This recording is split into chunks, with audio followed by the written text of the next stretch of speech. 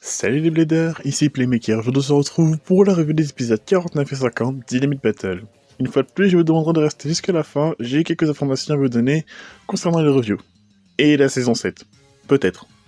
On sait pas trop. Vous verrez. Donc, Grand Clash, Bomber and Halo, et bien, Val vs Rashad. Suite à sa victoire, Bell gagne le droit de choisir son adversaire, et il peut enfin combattre Rashad en combat singulier, chose qu'il désire depuis qu'il a créé Dangerous Belial. En suivant le conseil de son grand-père, il se rend sur le top pour admirer la vue, et en profite pour parler à Belial en lui disant qu'il ne pleurerait plus, référant justement à l'épisode où sa première version de Belial a été brisée contre Sayer Valkyrie, la rouge. Juste à côté, il tombe sur Rashad qui s'entraîne et décide de s'entraîner aussi avec lui. Là aussi, on reprend la rivalité entre les deux, et le fait que Bell reprécise que le roi démon décide lui-même des règles, ce qui trigger une fois de plus Rashad, comme je l'avais expliqué dans ma review précédente. Rashad veut que le monde du Beyblade fonctionne selon ses propres règles, et Bell refuse de s'y plier. Vu qu'il est le roi démon, c'est lui qui décide de ses propres règles, et il fait ce qu'il veut. Pour ce qui est du combat du lendemain, reste un combat assez classique vu que c'est pas le final, logique, et le gros de l'épisode c'est surtout sa fin. Alors que Bell avait réussi à pousser Raphaël dans l'étage inférieur, il a préféré attendre que ce dernier active le Greatest Lord pour l'attaquer. Logique venant de la part de Bell, il ne veut pas de victoire facile, il veut que le grand rat se donne aussi à fond pour prouver qu'il est plus fort que lui. Malheureusement il va perdre sur une minuscule fraction de seconde, permettant à Rashad de choisir son adversaire. Valt, là aussi un choix logique, vu qu'il est toujours frustré de sa victoire en demi-teinte contre Sayer Valkyrie il y a quelques semaines. On a une discussion entre Shu et Valt où Shu explique que le plan de Bell était que sa baie s'envole à travers le centre de l'arène et retombe pour refaire un Dangerous Dive et exploser Raphaël. Il n'a juste pas eu chance sur ce coup-là. Il explique aussi qu'il a pensé à ce plan uniquement parce que son adversaire était Rashad. Il s'est surpassé pour tenter de vaincre son plus grand rival, ce qui pousse Rashad à aussi devenir plus fort pour surpasser Bell.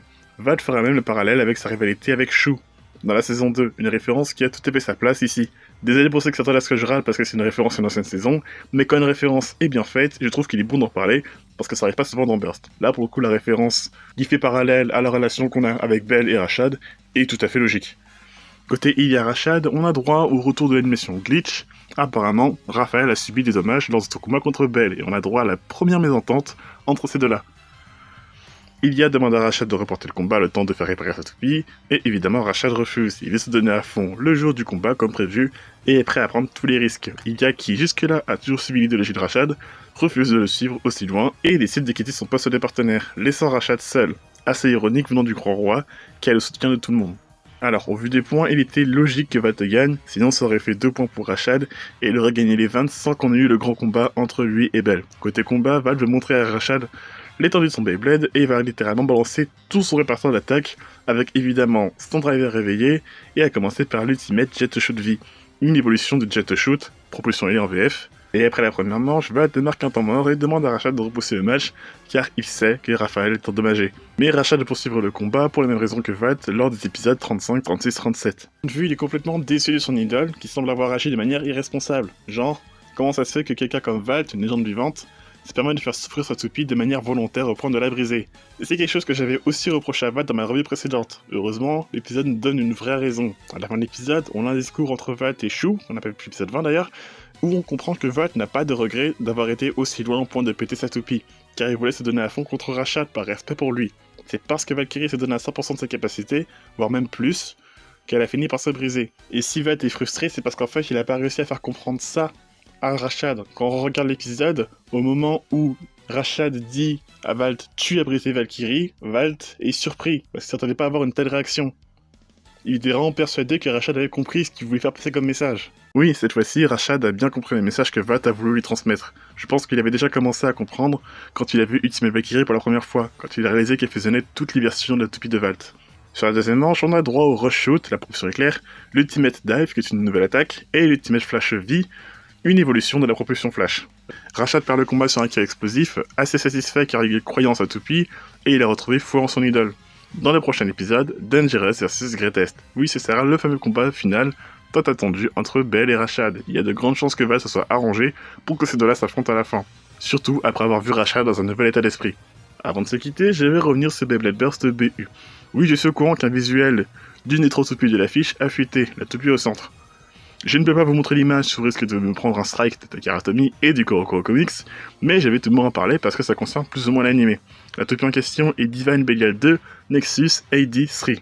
Divine est un nouveau des Beyblade qui, selon moi, pourrait être compatible avec les Evolution Gear, vu qu'elle commence par un D comme Dynamite, Devil et Dangerous, qui sont aussi compatibles avec les Gears.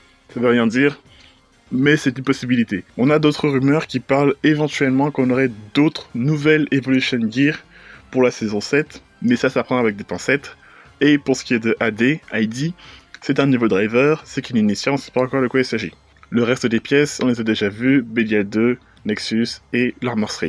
Même si la boîte reprend le même format que les boîtes qu'on a eues sous DB, le logo de BU indique qu'il s'agit d'une nouvelle, entre guillemets, saison, supposément appelée Beyblade Burst Ultimate. Là aussi, prendre avec des pincettes.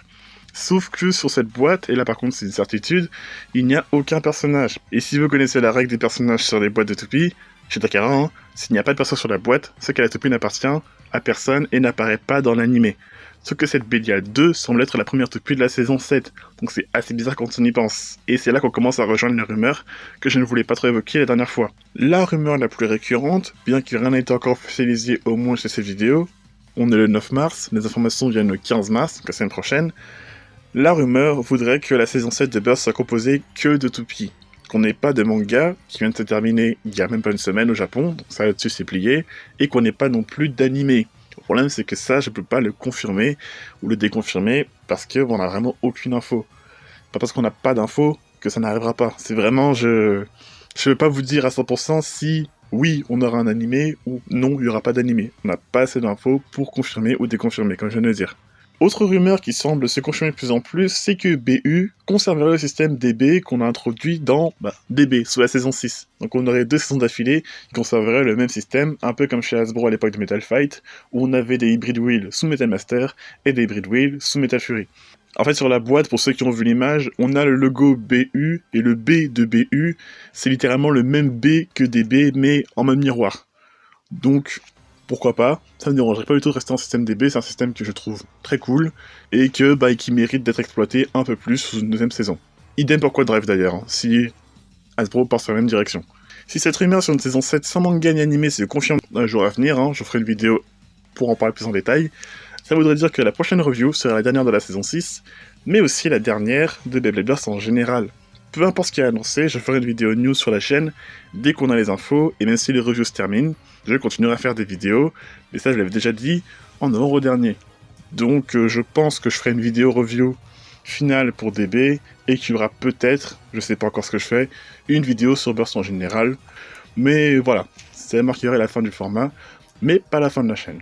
Sur ce les Bladers, je donne rendez-vous dans 2 semaines pour le final de la saison 6, c'était Playmaker, et je vous dis à la prochaine.